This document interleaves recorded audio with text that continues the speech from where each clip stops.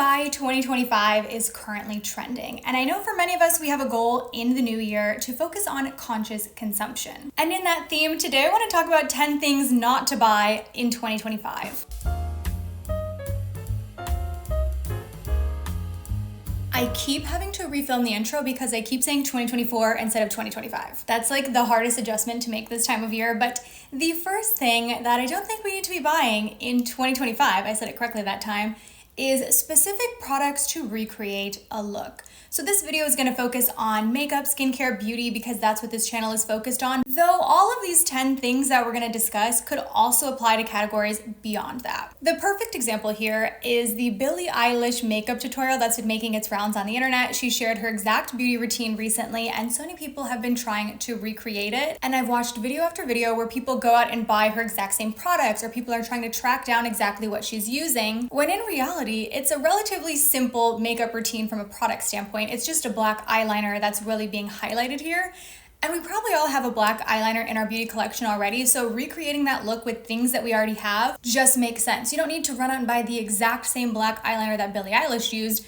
You will get an essentially identical look with the black eyeliner that you probably already have in your makeup bag. It's very easy to fall victim to this when you're watching tutorials and you want to recreate the look perfectly. You think, I need to run out and buy this exact product to achieve that look, but even if you don't have the exact thing or even something similar, like 9 times out of 10, you can still achieve a relatively close look with things that you already have. Feel free to mix and match. Like if you're watching a tutorial where someone is using a skin tint and you don't have a skin tint, but you have a medium coverage foundation, you can mix that with the moisturizer and you have essentially created a skin tint. A non-beauty example of this would be for recipes. This is another thing that always tempts me, wanting to buy specific kitchen gadgets that are included in a recipe or tutorial for some food that I'm watching. A perfect example of this is soup. I will make a ton of soup, and so many of the recipes that I'll see, they will use an immersion blender to blend up part of the soup. So you have a mixture of like smooth and chunky. Every time I would watch those, I would think, okay, well, I want to make this soup, but first I need to go out and buy an immersion blender.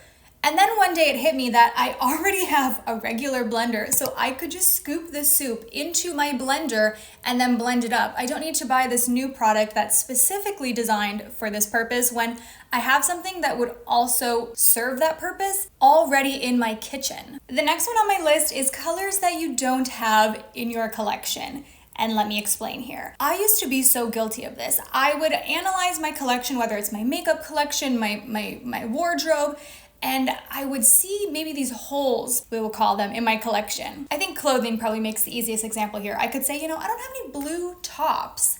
And then I would think, next time I'm out shopping, I need to obtain a blue top to fill this imaginary hole in my collection. But what I realized was whenever I was doing that, I would buy said blue top and I would never wear it because I don't like blue. There was a reason I didn't have blue in my collection because I was never naturally gravitating to that color. I'm using that as an example here. I like blue and I wear blue, but you get the idea. And this would happen to me in my makeup collection as well. I would be like, oh, I don't have a berry shade of blush. I should buy a berry shade of blush because I'm missing that. Well, the reason I've never purchased a berry shade of blush before is it's because I don't think it would be a shade I would like wearing. I can't even tell you how many times I've done this in the past in my makeup collection, especially when I was really into colorful eyeshadow. I would think, oh, well, I don't have this many blues. Let me go buy a blue. I would buy it and I would never wear it because I don't like wearing blue eyeshadow. Number 3 on my list is tools or devices that you won't use. Or this could also include tools or devices that are redundant, but we'll get there. So this one, you have to know yourself and your own habits, but a place where I see this manifest for a lot of people is in like a skincare device. You see so many videos of a creator using an ice roller, a gua sha, a microcurrent device, whatever it is, and you think, okay, well, I need that. This is the product missing from my collection. Again, there's always this like mystery missing thing in our collections that we always feel this like endless desire to fill, but you see the video and you think, okay, I've got to have that. Okay, and I say this as someone that loves a skincare device. I know myself and I know that I do use them, so they make sense for me. But if you know yourself and you know you're not gonna every single day use a microcurrent device or a red light mask, do not buy it. They don't work sitting in your drawer, so if you know yourself and you know your habits and you know that you're probably not gonna be consistent with it, it's not even worth it. That one, like I said, is a bit situational, but We could even talk about it from the perspective of redundant tools. I think about this a lot with hair tools. I have a ton of hair tools, I'm guilty of this, that do pretty similar things. Like the end result with my hair is relatively similar, whether I use this curling iron or this heated round brush. You know what I mean? Like at the end of the day, they're putting curls in my hair. Maybe my user experience is a bit different between the two, but the end result is the same. You probably don't need to buy that new tool. A place where I see this a lot is in like a blow dry brush. I know those were really big a few years back, and now the heated round brushes are really big. Don't get me wrong, I have both because they were sent to me. You don't need both, like I said, but I have both. I think they're both great tools. But if you have one, the other one does the exact same thing. They're gonna get you there a different way. One is using air, one is using heat, but your end result is going to be the same. Having both is just redundant in your home. Okay, this next one, I'm talking to myself. It is palettes with repeat shades. Now, luckily I've been less tempted by palettes the last few years, and I've talked about this a lot on my channel, but when I was really into eyeshadow, I was so guilty of buying what was essentially the same eyeshadow palette over and over and over again in different packaging. And sure, the shades are gonna vary if you swatch them side by side on your arm. You're gonna see the differences between them. But on your eyes, in combination with other shadows, in a full eyeshadow look, you are not going to see the difference. So buying similar but different palettes over and over again is probably not adding that much to your makeup collection. It's certainly not diversifying different looks that you could create. They're probably still gonna end up pretty similar. Ooh, this next one I'm normally very good about, but I recently broke my own rule on this and I already regret it. So number 5 is backups. I am normally really great about not buying backups, but recently I broke my own rule because I had this somewhat new serum I was using in my skincare routine and I was loving it. I was like, I don't want to be without this. And then I was placing an order online and I thought, hey, let me just throw that in. I know that when I finish said serum up, I'm gonna want it back in my routine, so let me buy it now. And I'm like, Kelly, this is so against what you stand for, you're anti-backups. And sure enough, now that I have the backup of said serum, I am using the original in my collection, and I'm like, it's still good. I don't dislike it. My opinion of it hasn't changed drastically, but I'm at the point where I recognized I probably would not have repurchased it once it ran out, but now I already have a backup of it. And I have the backup, so I will use it when the time comes. So I guess it's not the biggest loss, but I know now that that was a mistake. And I regret buying that backup because had I waited, I would not have purchased it. And that's a mistake I've made over the years where I feel so strongly about a product that I think I have to have it just in case it runs out, just in case it gets discontinued. And yet I've had so many times where I don't even use up the original, or I don't get to the backup, or I regret even having the backup because I found something else that I like more. Like in 2025, I challenge us to wait until something is empty before we buy a backup or before we buy another one. We'll save ourselves some regret purchases.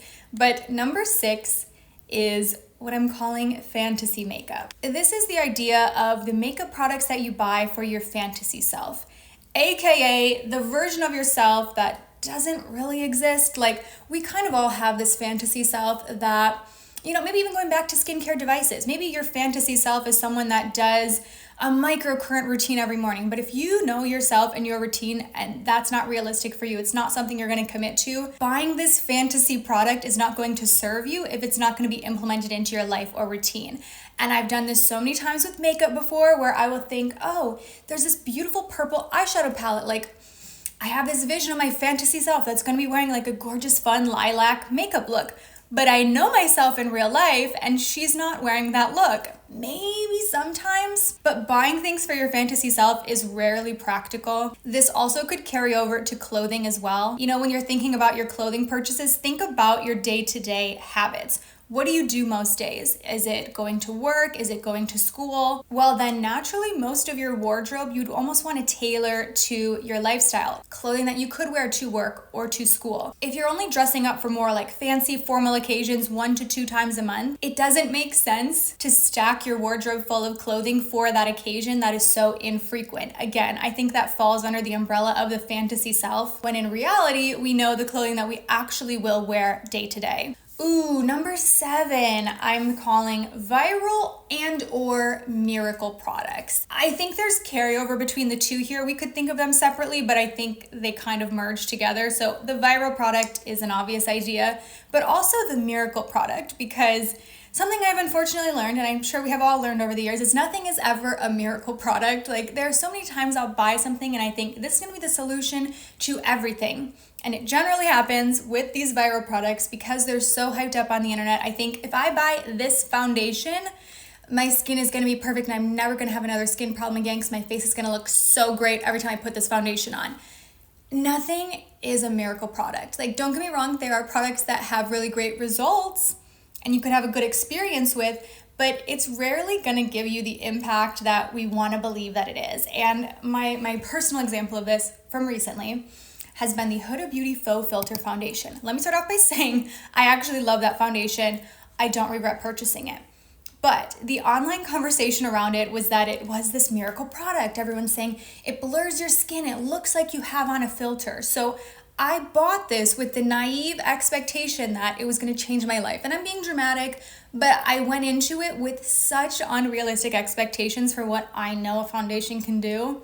Because everyone is saying, it looks like a filter, it's gonna change your skin, it's gonna be the best foundation you've ever used. Again, one of these miracle products that's supposed to change your life. It's not going to, it's just a foundation. And like I said, I like the foundation.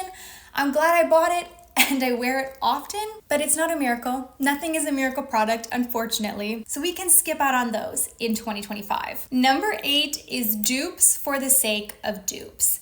Now, let me start with saying I love a good dupe. I love sharing good and close dupes, but especially in the dupe culture that we live in right now, I wanted to put this on my list because there are so many times where I have purchased the dupe of something, but still held on to the urge and desire to want said original thing.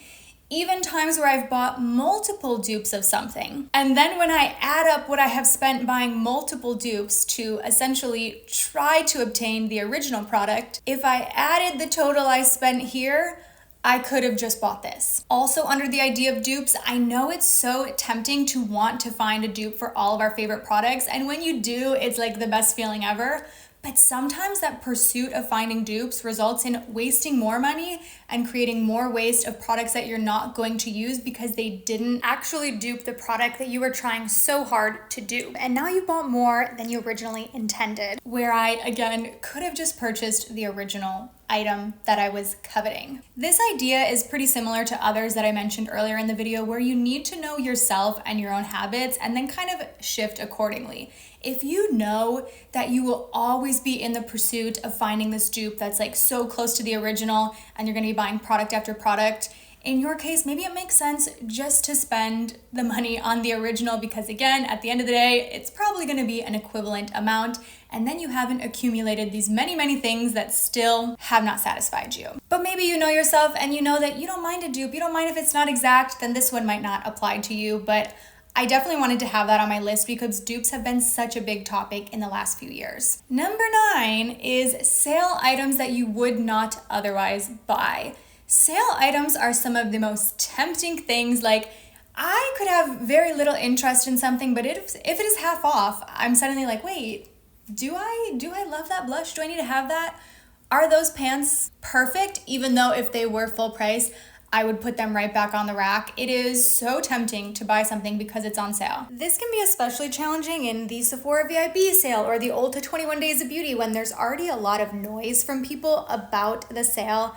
Everyone seems to be talking about it and you feel this pressure to participate and you're almost wondering like, oh, what should I buy? I need to get something. But if you weren't interested before the sale, chances are you probably don't need the product. Not to mention the fact that so often products are on sale because they're not selling well to begin with. But asking yourself if you would pay full price for it or not can help you determine whether or not it's something that actually might make sense in your life and in your collection. Number 10 is actually not something to not buy, but I wanted to put it on my list as a suggestion. If you're feeling tempted, if you find yourself impulse shopping a lot, if you have a hard time controlling your spending, this one is delete your apps off your phone. Any shopping related app, if you're trying to buy less or consume more consciously in 2025, delete those shopping apps. I'm talking the Sephora app. I'm guilty though, I have all of these. But it's dangerous having them on your phone, okay? The Sephora app, the Ulta app, maybe like brand specific clothing or like retailers apps. Similarly, think about unsubscribing from email notifications from brands when they're having a sale, when they have something going on and you're getting an email or a text notification. Unsubscribe from all of that. It is one of the most tempting ways that they're gonna get you to make an impulse purchase. And when it comes to apps, having them on your phone and having that accessibility is only increasing the likelihood that you're gonna make an impulse purchase. You are considerably more likely to impulse purchase on your phone, on an app, especially more than just like a browser on your phone. On an app, the user experience is way too easy to make that purchase. It is so tempting because there are very few hoops you have to jump through to buy something from an app. Studies show a correlation between the navigability of a website and your likelihood to make an impulse purchase. And what is easier to navigate than a company's own app on your phone? The Pew Research Center found that 1 in 3 Americans shop online with a smartphone at least weekly, while 21% say the same for desktop or laptop computers. Now, certainly those figures specifically could be more related to consumer habits on the devices they're using. But I think there's something to be said about that additional hurdle of having to get on your desktop or your laptop instead of having the ease of ordering something on your phone. That eliminates a lot of impulse purchases. Delete them off your phone. You are less likely to impulse purchase if you're sitting down at your desktop to then make your purchase. That's my list. 10 things we do not need to be buying in 2025. I hope you found this video helpful. I have some similar content that I'll leave linked down below if you need more inspiration throughout the new year, but thank you so much for watching and I will go ahead and see you in my next one. Bye.